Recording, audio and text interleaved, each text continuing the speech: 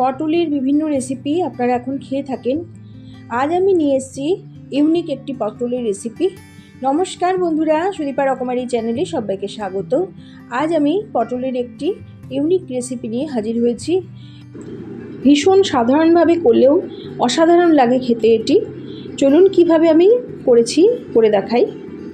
এর জন্যে আমি নিয়েছি এখানে 5টা পটলগুলোকে ভালো করে ধুয়ে আমি খোসা ছাড়িয়ে নিয়েছি। পুরো খোসাটা ছাড়াইনি, দেখুন একটু করে রেখে দিয়েছি। আর মাঝখান থেকে এইভাবে টুকরো করে কেটে নিয়েছি। এইবারে আমি দেখাচ্ছি কিভাবে কাটবো।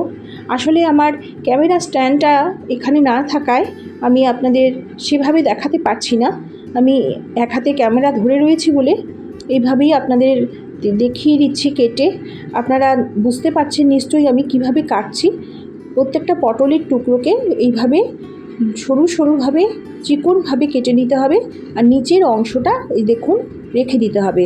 নিচের অংশটা কিন্তু কাটা যাবে না। উপরের থেকে এইভাবে চিকন আকারে সরু সরুভাবে কেটে নিয়েছি। একদম ফুলের মতো দেখতে লাগছে, দেখুন একদম সরু সরু করে কেটে নিয়েছি, নিচের অংশটা রেখে দিয়ে। এইভাবেই প্রত্যেকটা পটলকে আমি হাফ করে প্রথমে কেটে এইভাবে সরু সরু করে কেটে নেব। এটাই হচ্ছে কাটার নিয়ম। এইভাবে পটলগুলো কেটে প্রথমে নিয়ে নিয়েছি। দেখুন সবগুলোই আমার কাটা হয়ে গেছে। আপনারা ইচ্ছে করলে পটলের পুরো খোসাটাও ফেলে দিতে পারেন। আমি সামান্য রেখেছি, সামান্য রেখে আমি এইভাবে সরু করে কেটে নিয়েছি। দেখুন সব কাটা আমার কাটা হয়ে গেছে। দেখতে কিন্তু দুর্দান্ত লাগছে, একদম ফুলের মতো। এবার রেসিপিতে চলে যাই। এবারে আমি প্রথমে এই পটলগুলোর মধ্যে নিয়ে নিলাম লবণ। সামান্য লবণ দিয়ে দিলাম। দিয়ে দিচ্ছি সামান্য হলুদ, দিয়ে দেব অল্প কাশ্মীরি লাল লঙ্কার গুঁড়ো। এটা আপত্তি থাকলে স্কিপ করে যাবেন। দিয়ে দিচ্ছি এবারে অল্প একটু হিং। আর দিয়ে দিচ্ছি এর মধ্যে এবারে আমি 1 চা চামচ আদা আর কাঁচা লঙ্কার পেস্ট। আপনারা যদি এটা আমিষভাবে করতে চান তাহলে এই আদা কাঁচা লঙ্কার মধ্যে রসুন বেটে দিতে পারেন। আমি যেহেতু এটা একদম নিরামিষ করব সেই জন্য আমি রসুন দিইনি, তার বদলে আমি সামান্য হিং দিলাম।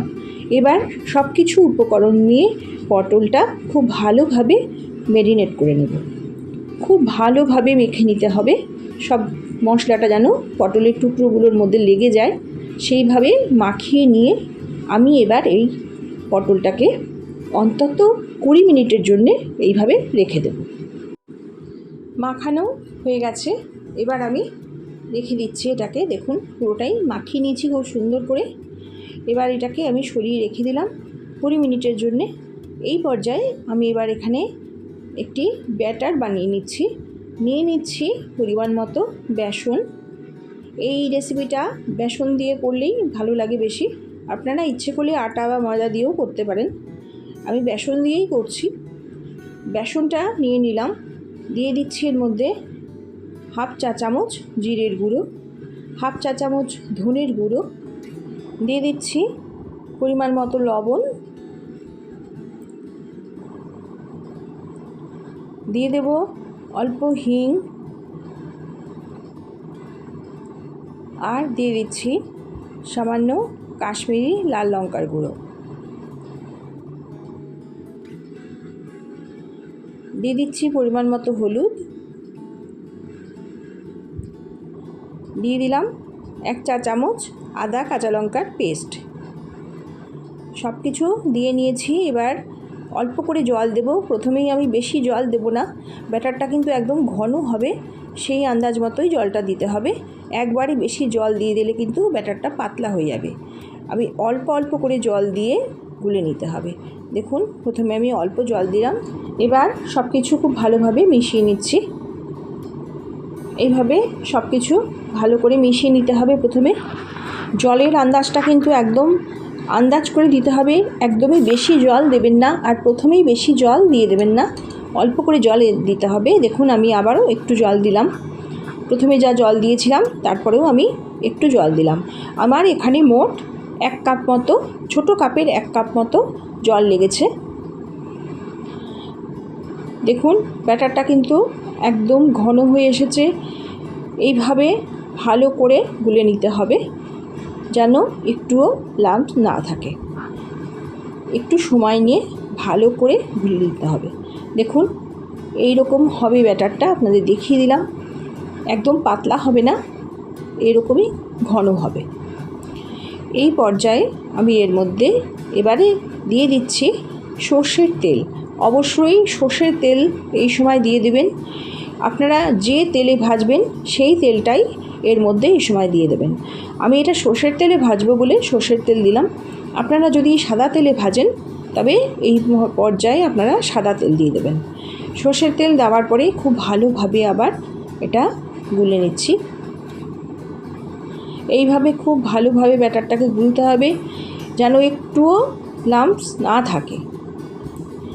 দেখুন খুব সুন্দর করে গুলে নিয়েছি। কালারটা কি দারুণ এসেছে, দুর্দান্ত একটা কালার এসেছে। এইবার আমি গ্যাসে বসিয়ে দিয়েছি ফ্রাই প্যান। দিয়ে দিচ্ছি পরিমাণ মতো সর্ষের তেল। সর্ষের তেল গরম হয়ে গেলে আমি পটলের টুকরোগুলোকে এবার ব্যাটারের মধ্যে চুবিয়ে নিচ্ছি। দেখুন এইভাবে চুবিয়ে নিতে হবে।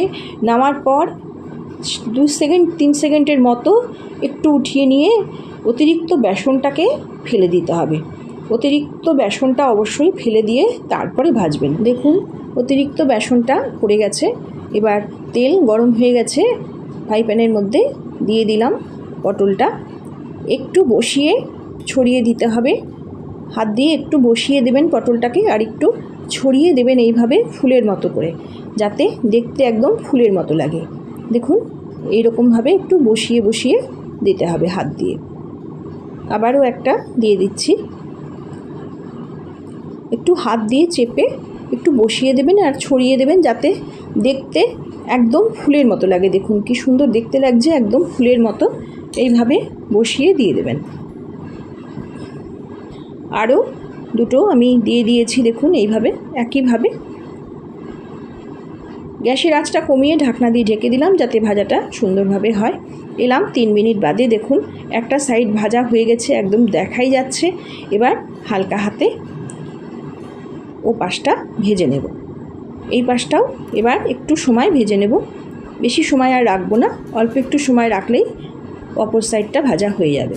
দেখুন কি সুন্দর মচমচে দুর্দান্ত দেখতে হয়েছে আর অসম্ভব সুন্দর খেতে। একদম ইউনিক এই পটল ভাজার রেসিপি।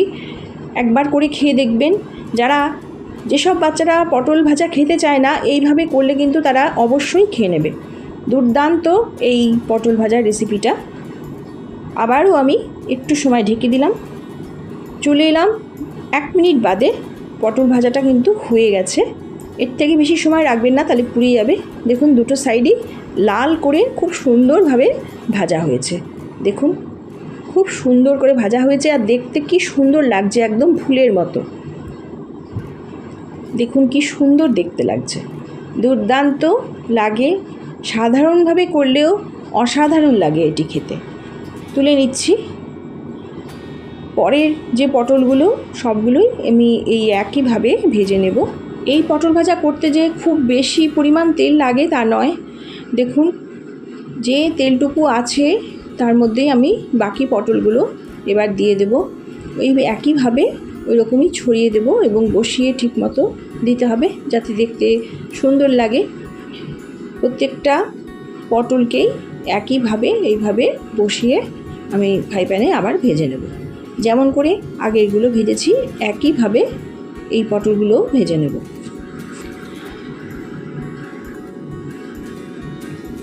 এই রেসিপিটি ভাতের সাথে, ডাল ভাতের সাথে এত ভালো লাগে যে অন্য কিছু যদি আর নাও থাকে তাতেও অসুবিধা হবে না।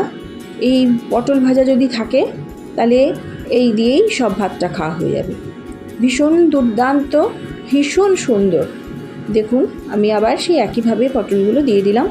গ্যাসের আঁচটা কমিয়ে রেখে ঢাকনা দিয়ে ঢেকে আবারও একই প্রসেসেই ভেজে নেব যেভাবে আগেরগুলো ভেজেছি। ঢাকনা তুলে চলে এলাম। কি দুর্দান্ত দেখতে হয়েছে দেখুন। একটা সাইড সম্পূর্ণ ভাজা হয়ে গেছে, একদম মচমচে ক্রিপসি এই পটল ভাজা। আবারও উল্টে দিচ্ছি যাতে আর একটা সাইড খুব ভালো মতো হয়ে যায়। একই রকমভাবে ভেজে নেব। দেখুন কি দুর্দান্ত দেখতে হয়েছে, দেখেই কিন্তু জিভে জল চলে আসছে। সত্যি এত সুন্দর খেতে, ভাতের পাতে নেওয়ার আগেই শুধু ওটা খাওয়া হয়ে যেতে পারে। আপনারা এটা সস দিয়েও স্ন্যাক্স হিসাবেও খেতে পারেন, সন্ধ্যার টিফিনেও খেতে পারেন, চায়ের সাথে ভীষণ সুন্দর লাগে।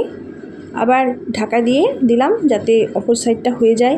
দেখুন সবকটাই আমার সম্পূর্ণ তৈরি হয়ে গেছে, আমি নামিয়ে নিয়েছি। কি দুর্দান্ত দেখতে হয়েছে দেখুন একবার, কি সুন্দর দেখতে হয়েছে, একদম ফুলের মতো। অসাধারণ এই পটল ভাজা, এই রেসিপিটা আমি আপনাদের কাছে শেয়ার করলাম।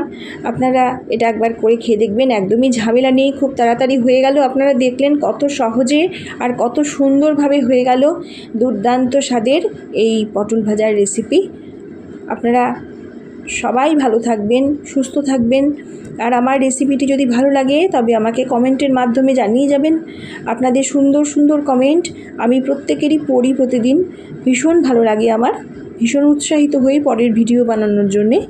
সবাইকে জানাই অনেক অনেক ধন্যবাদ, ভালোবাসা, শুভকামনা, নমস্কার।